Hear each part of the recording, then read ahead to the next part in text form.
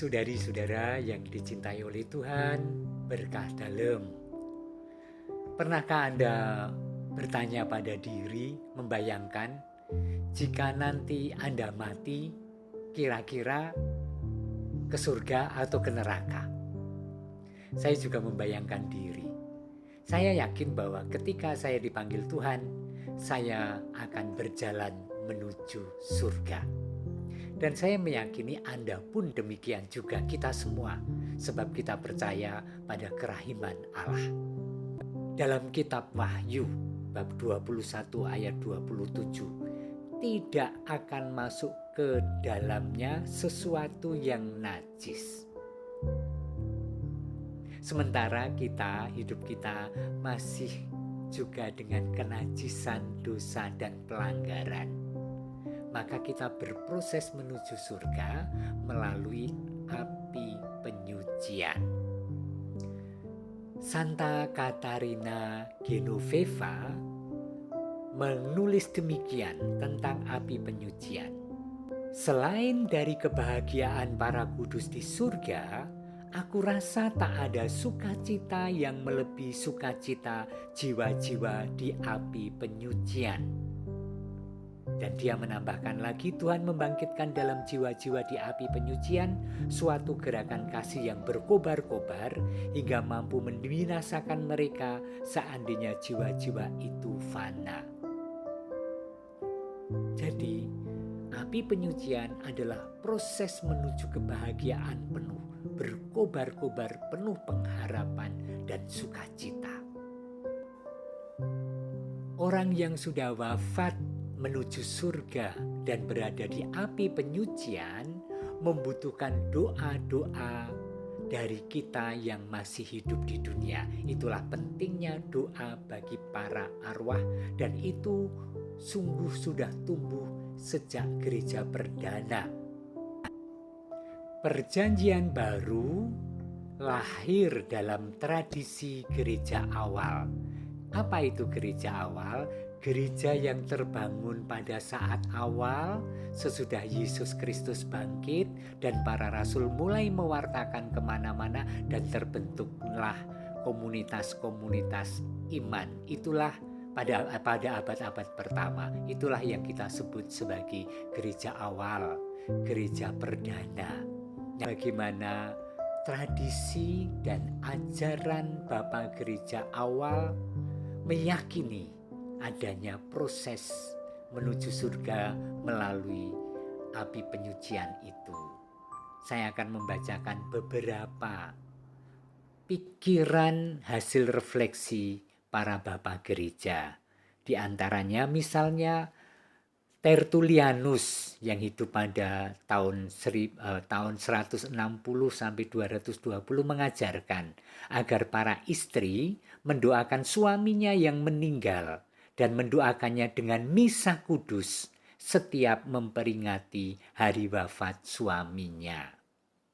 Santo Cyrillus dari Yerusalem tahun 315 sampai tahun 386 mengajarkan agar kita mempersembahkan permohonan bagi orang-orang yang telah meninggal dan mempersembahkan kurban Kristus dalam misa kudus yang menghapus dosa-dosa kita dan mohon belas kasih Allah kepada mereka dan kita sendiri.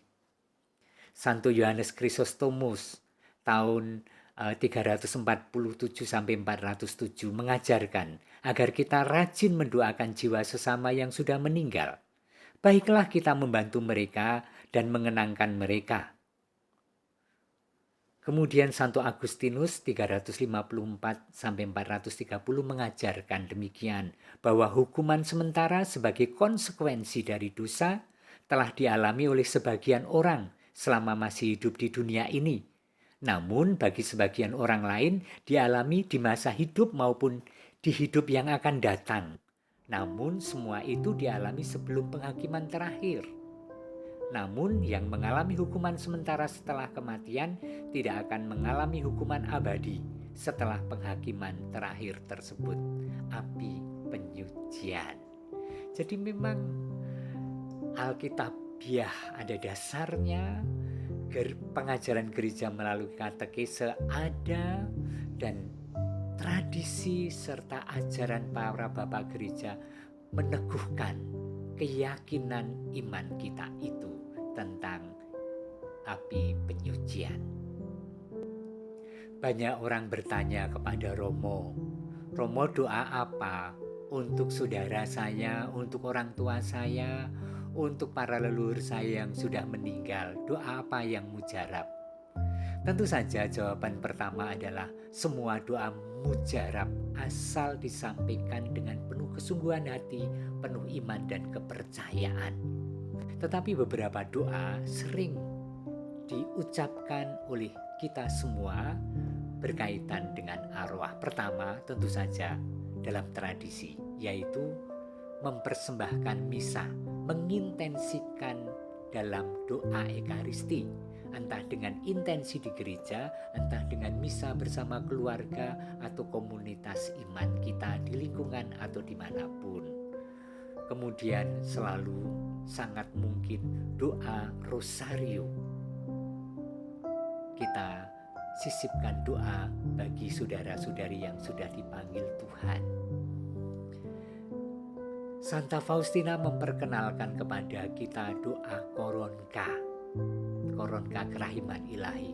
Itu doa yang akhir-akhir ini saya boleh memberi kesaksian banyak didoakan oleh mereka yang sedang dalam krisis kesehatan ataupun mereka yang menunggui, sehingga orang itu berpulang dalam damai. Doa yang berkaitan dengan kesengsaraan dan wafat Tuhan selalu baik. Misalnya jalan salib. Ada pula di antara kita yang melalui amal kasih dan berbagi diintensikan untuk keselamatan jiwa saudara-saudari yang sudah dipanggil. Ini juga baik sekali. Mari kita berdoa. Tuhan, karena cinta-Mu yang agung, Engkau telah memilih saudari-saudara kami, mendahului kami untuk hidup di alam baka, mempersiapkan diri untuk bersatu dengan Engkau dalam kesucian yang sepenuhnya. Kami berdoa untuk mereka semua yang telah Kau panggil, agar mereka yang mengalami api penyucian sungguh mengalami sukacita karena dekat dengan kasih dan kerahiman-Mu, dan berpengharapan bahwa pada saatnya mereka bersatu karena kekudusan yang Kau berikan kepada mereka, pengampunan dan belas kasih yang Kau bagikan demi Kristus Tuhan kami. Tuhan bersama-Mu, kita semua diberkati Allah yang Maha Kuasa, Bapa dan Putra dan Roh Kudus. Amin.